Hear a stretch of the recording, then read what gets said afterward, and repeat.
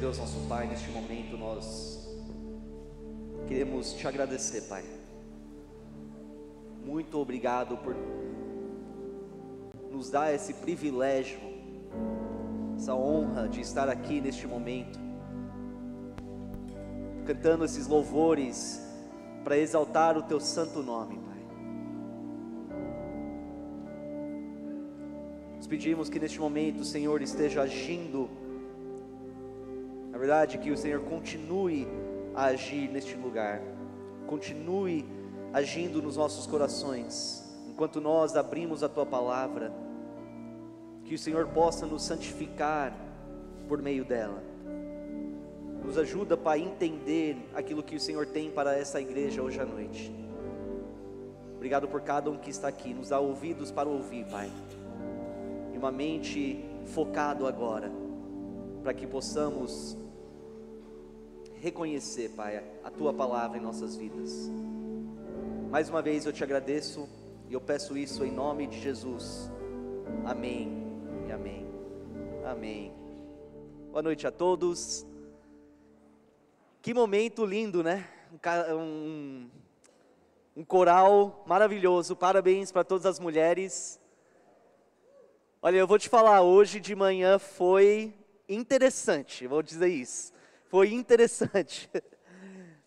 Eu estava conversando na EBD com uns homens e tinha algumas mulheres aqui também. E eu falei, cara, quando elas não estão aqui é quando a gente percebe o quão importante as mulheres são para a nossa igreja. E como as mulheres trazem vida e energia para este lugar. Então sentimos muita falta de verdade de vocês, mas eu sei que vocês não sentiram falta da gente, né? Vocês estavam lá se divertindo, deu para ver. Parabéns por esse final de semana, que Deus abençoe a vida de cada um.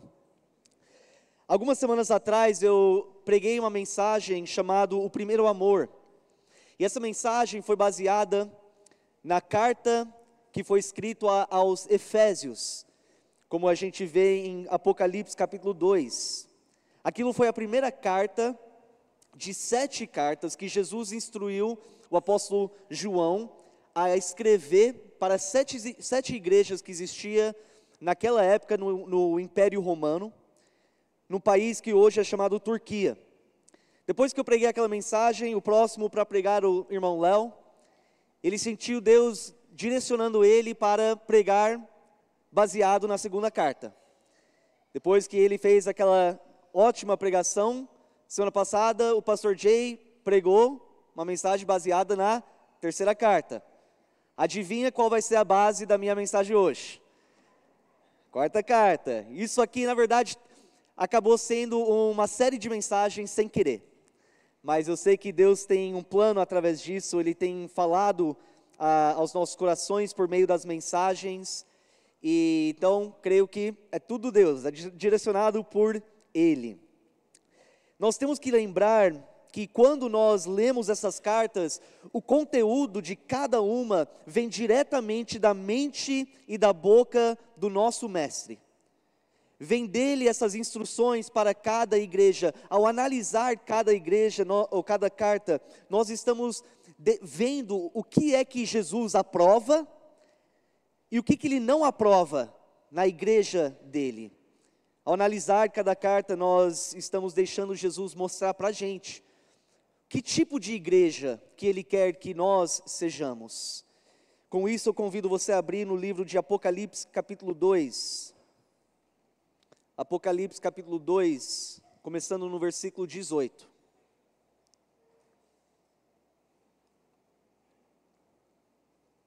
Apocalipse capítulo 2,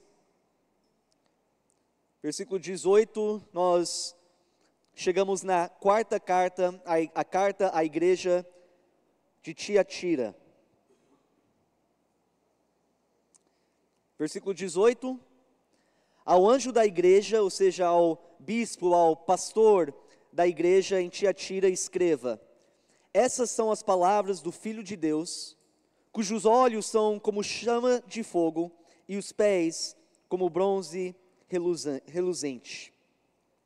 Interessante a forma com que Jesus se descreve aqui para começar essa carta.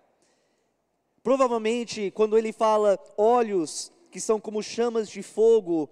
Ele quer que isso represente o fato de que Deus, o Cristo, observe com um olhar onisciente cada igreja que pertence a Ele. Ele analisa cada igreja e Ele vê tudo, Ele enxerga tudo.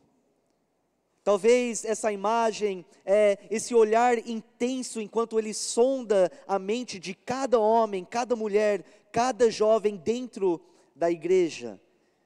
Saiba que os nossos corações neste momento, o seu coração neste momento está totalmente exposto diante do Senhor. Ele enxerga cada intenção, cada motivo, cada pensamento do seu coração, da sua mente, pois nada pode ser escondido dos olhos dele. Ele também fala que ele tem os pés como bronze reluzente. Talvez isso significa a firmeza, a estabilidade de Cristo, o fato que Ele não muda, Ele permanece igual sempre. Eu creio que isso também representa a majestade e o poder que pertence a Ele. Enquanto Ele anda entre as igrejas, Ele tem o poder para recompensar o que é bom, e no mesmo tempo o poder de condenar aquilo que é mal dentro das igrejas. Lembra que este mesmo Jesus, cujos olhos são como chama de fogo, e os pés como bronze reluzente, que fala à igreja de Tiatira, é o mesmo Jesus que hoje, neste momento, está entre nós. É o mesmo Cristo, que lê os nossos corações, que sonda essa igreja. Neste exato momento, Ele está observando o que está acontecendo aqui, Ele está analisando as profundezas do seu coração, e Ele tem o poder de abençoar e de aplicar juízo no mesmo tempo. Olha o versículo 19 comigo. Ele fala: conheço as suas obras, o seu amor, a sua fé, o seu serviço e a sua perseverança, e sei que você está fazendo mais agora do que no princípio. A primeira coisa que destaca aqui é o fato de que essa igreja de Tiatira realmente era uma igreja madura, era uma igreja bem madura. Quando Jesus olha para essa igreja, Ele vê muitas coisas boas, Ele vê muitas qualidades que todas as igrejas que pertencem a Ele devem se empenhar ao máximo possível para obter e para viver. Ele elogia essa igreja primeiramente por ter um caráter realmente transformado. O caráter dos membros dessa igreja era definido por amor, por fidelidade e por perseverança. Ao sondar os corações dos membros daquela igreja, Jesus verdadeiramente enxergava um amor que tiveram por Ele. Ele enxergava este amor que eles tiveram por Ele, Ele enxergava uma fé sólida, uma fé firmada nele. E como essa fé levou cada um deles a perseverar, independentemente das circunstâncias. Como eu falei, qualidades e evidências que apontam para uma maturidade espiritual. E eu, analisando isso, eu tive que parar e perguntar, se Jesus fosse escrever uma carta para essa igreja, a IBNT, como que Ele escreveria? Será que Ele falaria as mesmas coisas para nós? Será que Ele falaria: eu conheço as suas obras, eu vejo um grupo de pessoas que realmente me amam, um grupo de pessoas que realmente tem um amor um pelo outro dentro da igreja? Será que Ele falaria: olha, eu vejo um grupo de pessoas que não só fala que ama a sua igreja, mas prova isso através das suas obras, através das suas ações, um amor que é evidente, tão evidente que até aqueles que estão fora da igreja, ao olhar e observar aqui dentro, eles mesmos falam: essa igreja ama uns aos outros. Lembra que Jesus fala em João 13:35? Como isso, todos saberão que vocês são meus discípulos, se vocês se amarem uns aos outros. Como que seria essa carta para essa igreja? Será que Jesus olharia aqui e falaria: olha, eu vejo uma comunidade de pessoas que realmente estão firmados na fé, uma fé tão forte, que estão perseverando independentemente do que aconteça? Será que ele vê um grupo de pessoas que são fiéis uns aos outros, tão fiel um ao outro, que estão constantemente buscando a edificar uns aos outros, a apoiar uns aos outros, a empurrar uns aos outros até o fim, para perseverar todos juntos? Ou será que ele vê apenas um clube social? Um lugar onde as pessoas se reúnem uma ou duas vezes durante a semana para socializar, claro, em nome de Jesus. Nada mais do que uma comunhão superficial. Ou talvez ele falaria: conheço suas obras, vejo que apenas alguns entre vocês realmente me amam, realmente amam os outros dentro da sua igreja.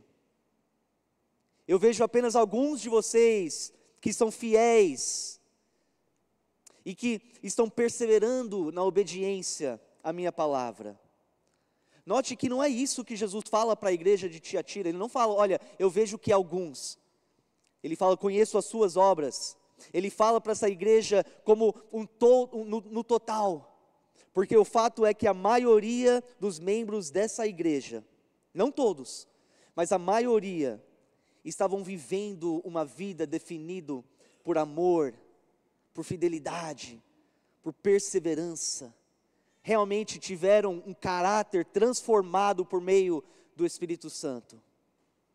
Além desse elogio ao caráter transformado dessa igreja, Jesus também elogia pelas obras, pelo serviço dessa igreja. Olha lá, versículo 19 mais uma vez.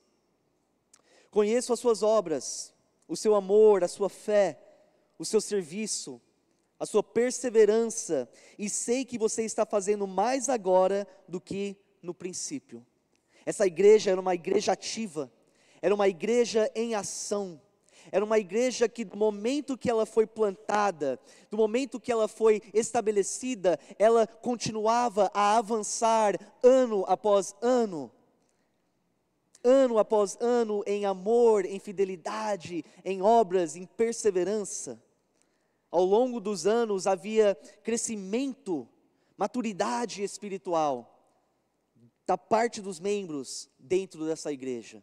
Era uma igreja saudável, era uma igreja verdadeiramente saudável, desenvolvendo a cada vez mais na graça do Senhor. Não era uma igreja de pessoas acomodadas, pessoas estagnadas na sua fé, não. Era uma igreja que eram praticantes e não apenas ouvintes da palavra. Era uma igreja que tinha um forte desejo de agir, de servir, de trabalhar, de evangelizar. Era uma igreja que entendia a mensagem pregada a eles e queria colocar em prática aquilo que eles estavam aprendendo. Infelizmente, quando nós olhamos ao nosso redor, nós vemos muitas igrejas doentes. Nós vemos muitas igrejas doentes porque os membros dentro daquela igreja não estão interessados em agir, não estão interessados em trabalhar, em servir e contribuir, não. Estão apenas interessados naquilo que a igreja tem para oferecer para a vida deles. Apenas interessado naquilo que a igreja vai fazer por eles, como que a igreja vai servir eles. E é interessante que essas mesmas pessoas, quando começa a enxergar coisas que acha que não está atendendo às necessidades perfeitamente, coisas que eles acham que está faltando, ou a igreja não está servindo eles o suficiente, são as pessoas que ficam chateados e reclama e murmura e fala mal e fala de procurar outras igrejas. Irmão, se tiver coisas aqui que você acha que poderia melhorar, se tiver coisas aqui que você acha que está faltando, ao invés de reclamar e murmurar e criticar, seja parte da solução. Você é mais do que bem-vindo para se levantar e fazer parte da solução. Se você vê algo que poderia melhorar alguma certa área da igreja, se levante, faça parte, age, serve, para que essa igreja possa continuar avançando e fazendo mais e mais. Uma igreja muito mais eficaz quando todos os membros são engajados, todos os membros, como os membros da Tiatira, querem servir, querem trabalhar, querem evangelizar, querem avançar, querem fazer mais e mais ao longo do tempo. Então, ao invés de focar naquilo que a igreja pode oferecer para você, comece a focar naquilo que você possa oferecer para a sua igreja. Em vez de ficar esperando a igreja te servir, concentre em como você pode servir a sua igreja. E veja como isso alegra o coração e te dá um senso de propósito na sua vida. Quantas igrejas hoje podem sinceramente dizer: olha, estamos fazendo mais agora do que no princípio? Quantas será? Eu dou graças a Deus que a nossa igreja aqui realmente consegue falar isso. Nós podemos falar isso. Nós estamos fazendo mais agora do que no princípio. 14 anos atrás nós estabelecemos essa igreja, ela foi fundada, sabe aonde? Muitos já sabem. Na sala de estar da casa que o pastor Jay estava alugando.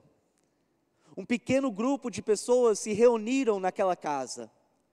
Um pequeno grupo de pessoas começaram a agir, a servir, a adorar, a ter comunhão, a aprender. Olha onde nós estamos hoje. Olha quanto essa igreja já tem feito. Olha quantas almas foram alcançadas pelo Evangelho declarado aqui. Olha quantas pessoas foram profundamente impactados pelo ensino da palavra. Olha quantos casamentos têm sido restaurados. Quantas vidas totalmente transformadas. Sim, a gente pode afirmar, estamos fazendo mais agora do que no princípio. Mas a gente não fala isso com um tom de vaidade, de arrogância. Porque nós reconhecemos que nós chegamos até aqui e somente fizemos tudo o que estamos fazendo até aqui pela força e o poder e a graça do nosso Deus. Pensei que eu ia ouvir um amém, mas tudo bem. Não é verdade? Nós reconhecemos isso. É pela graça de Deus que estamos aqui, que podemos afirmar, estamos fazendo mais agora do que no princípio. Tudo isso para a honra e a glória de Deus. Agora, igreja, eu quero alertar você a manter isso, essa chama viva. Não cai na tentação que enfrenta toda a igreja que já está andando há alguns anos, de ficar estagnado, de se acomodar, de começar a ter a mentalidade: olha, tá bom aqui, já fizemos o suficiente. Porque a partir do momento que a igreja para de avançar, ela vai começar pouco a pouco a declinar, voltar para trás.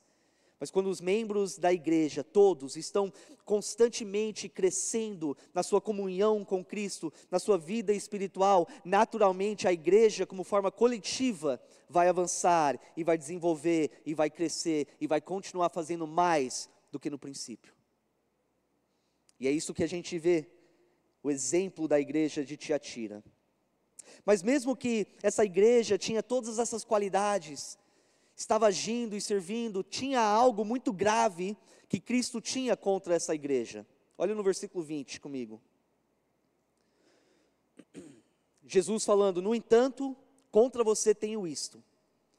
Você tolera Jezabel, aquela mulher que se diz profetiza, com os seus ensinos. Ela induz os meus servos à imoralidade sexual e a comerem alimentos sacrificados aos ídolos. Quem era essa Jezabel? Nós vemos que era uma mulher dentro daquela igreja que se declarava profetisa. E aparentemente, os membros da igreja abraçaram essa declaração,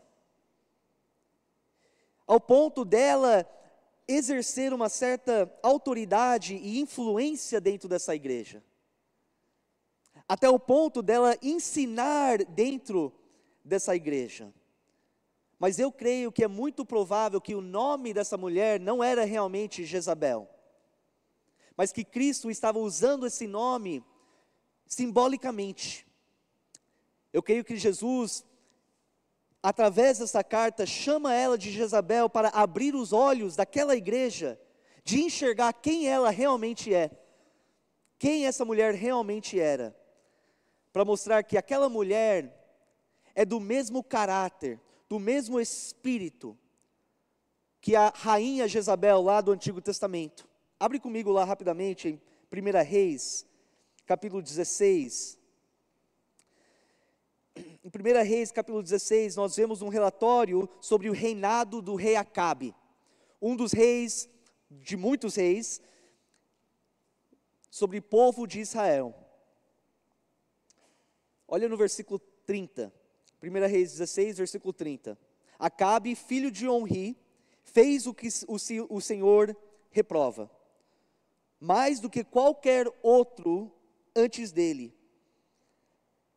Ele não apenas achou que não tinha importância cometer os pecados de Jeroboão, filho de Nebate, mas também se casou com Jezabel, filha de Etbaal, rei dos Sidônios, e passou a prestar culto a Baal e adorá-lo.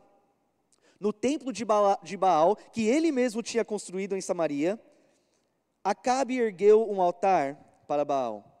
Fez também o poste sagrado. Ele provocou a ira do Senhor, o Deus de Israel, mais do que todos os reis antes dele. Acabe é notório por ser o rei mais malvado de todos, e olha que tinha muita competição. E ele conseguiu ser o mais malvado de todos os reis. Grande parte disso era resultado da influência e a persuasão da sua esposa Jezabel. 1 Reis 21, 25.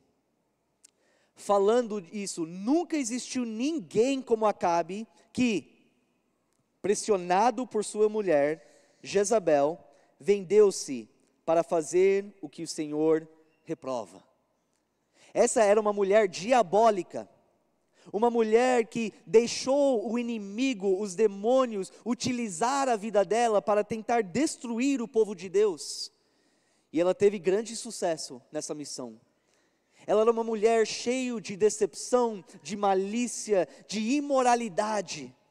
Ela era manipuladora e promoveu a adoração dos falsos deuses e a imoralidade sexual que é envolvido nessa adoração aos deuses falsos. Ela ajudou muito a solidificar as práticas abomináveis em Israel. Ela era tão mal que ela mandou matar quase todos os profetas que existia naquele país. E é essa a mulher com que Jesus compara a mulher na igreja de Tiatira. Com essa mulher. E os conhecedores da palavra do Antigo Testamento, ao ler aquela carta, eles entenderam. Essa mulher não é uma profetisa, como ela se diz. Ela tem o espírito de Jezabel. Uma mulher com um temperamento forte, que estava manipulando e influenciando alguns membros dentro daquela igreja, com seus ensinamentos, induzindo membros daquela igreja a cometer imoralidade sexual e fazer parte de rituais do paganismo. E o que a igreja de Tiatira fez com isso então? Nada. Nada. A igreja de Tiatira, mesmo com todas aquelas qualidades, mesmo aqueles que não foram seduzidos por essa mulher, toleravam ela. Eles permitiram com que essa mulher, que foi enviado por Satanás para infiltrar essa igreja, deixaram ela permanecer. Foram tolerando a vida dessa mulher, ensinando, distorcendo a palavra, influenciando, encorajando os irmãos a viver uma vida abominável diante do Senhor. Não tomaram atitude nenhuma em relação a essa mulher, que estava literalmente levando junto com ela as pessoas para o caminho do inferno. E às vezes, talvez você lendo aquilo, você pensa, que loucura, que igreja iria tolerar esse tipo de mulher, tão ruim, tão diabólica? Que tipo de igreja iria simplesmente saber do que está acontecendo, mas ignorar? Na verdade, quantas igrejas são culpadas de fazer a mesma coisa? Quantas igrejas hoje são culpadas de fazer exatamente a mesma coisa? A tolerar pecado deliberado e proposital e constante da vida dos membros da igreja. Quantas igrejas hoje sabem do pecado que acontece dentro da igreja, como imoralidade sexual, como idolatria, e orgulho, e ganância, e mentiras, e fofoca, e ira, e egoísmo, entre vários outros. Sabem, estão cientes, que aqueles que estão praticando o pecado estão infectando os outros. Jesus não tolera essa maldade. Então por que tantas igrejas acham que têm o direito de tolerar? Irmãos, nós somos chamados para a santidade. Essa igreja aqui é chamado para zelar por tudo aquilo que é nobre, que é verdadeiro, que é puro, que é bom. Somos chamados para a santidade. Uma igreja que tolera o pecado é uma igreja fraca, é uma igreja vulnerável, é uma igreja totalmente exposta para os ataques do inimigo. Totalmente. A destruição dessa igreja é iminente. É provável, aliás, é garantido. E eu não estou falando apenas da destruição que vem dos ataques do inimigo, eu falo a destruição que vem pela mão pesada do Senhor, que não tolera o pecado permanecer dentro da igreja. A verdade é que Deus, o Cristo, não tolera a igreja que tolera pecado. Vou repetir isso mais uma vez. Que tipo de igreja que Jesus não tolera? É aquela igreja que ignora e tolera o pecado acontecendo. Sim, somos chamados a sermos tolerantes com os nossos irmãos que talvez são mais imaturas na fé. Claro, com aqueles irmãos que caem no pecado, mas logo reconhece e pede perdão e se levanta e continua, somos tolerantes com eles. Com aqueles irmãos que talvez ainda estão aprendendo os elementos básicos da nossa fé, somos tolerantes, compreendemos, entendemos. Mas jamais podemos tolerar a pessoa que está andando em constante e deliberado pecado sem o arrependimento e está induzindo outros a andar da mesma forma. Versículo 21, Jesus fala dessa mulher, dei-lhe tempo para que se arrependesse da sua imoralidade sexual, mas ela não quer se arrepender.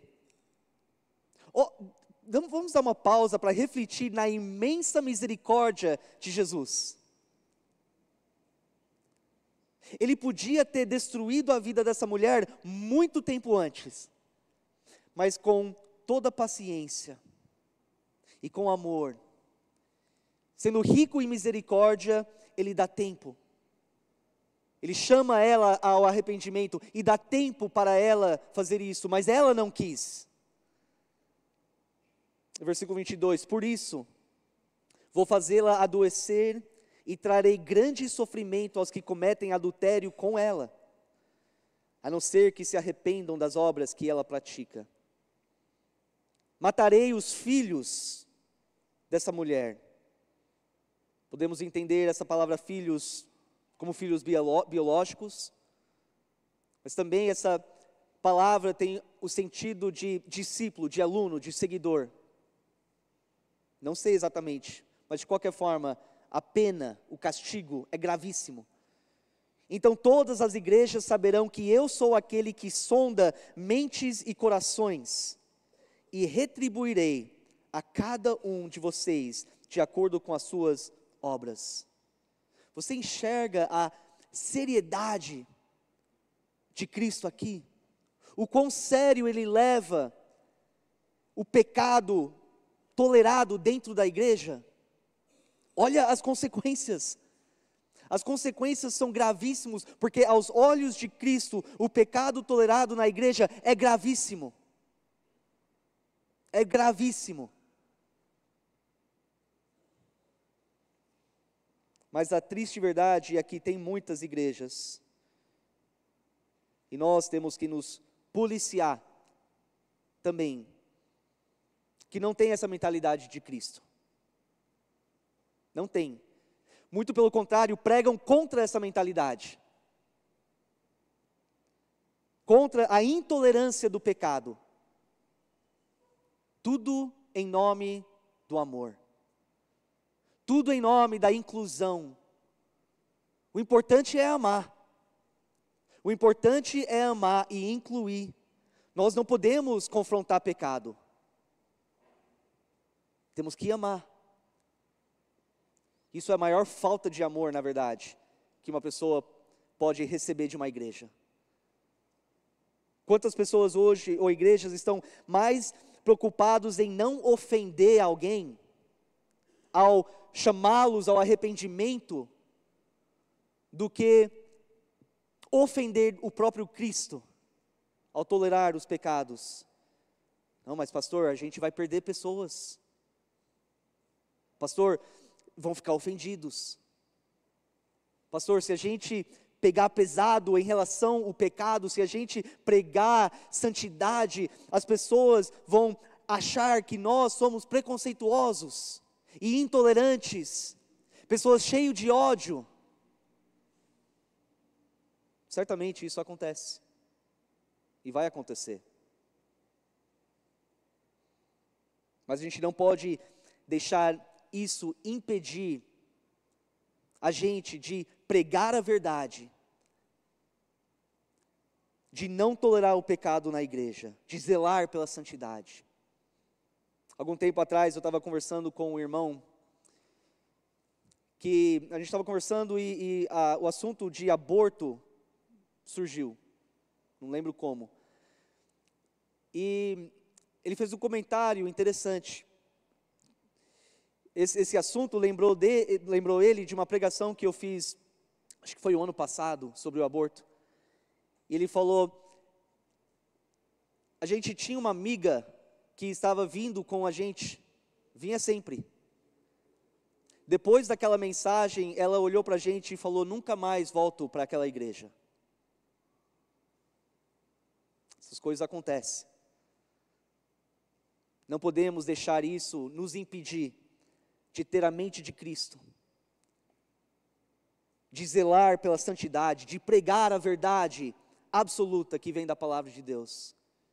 É o que eu queria? Não, claro que não. Mas eu entendo que é uma realidade que nós enfrentamos, porque o mundo, e até muitos dentro da igreja, não querem ouvir sobre os seus pecados. Versículo 24, para concluir.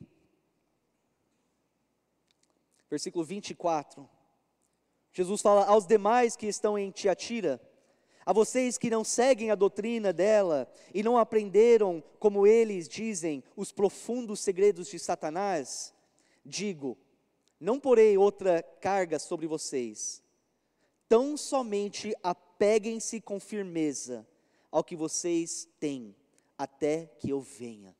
O que é essas coisas que eles tiveram que apegar firmemente, que eles possuíam?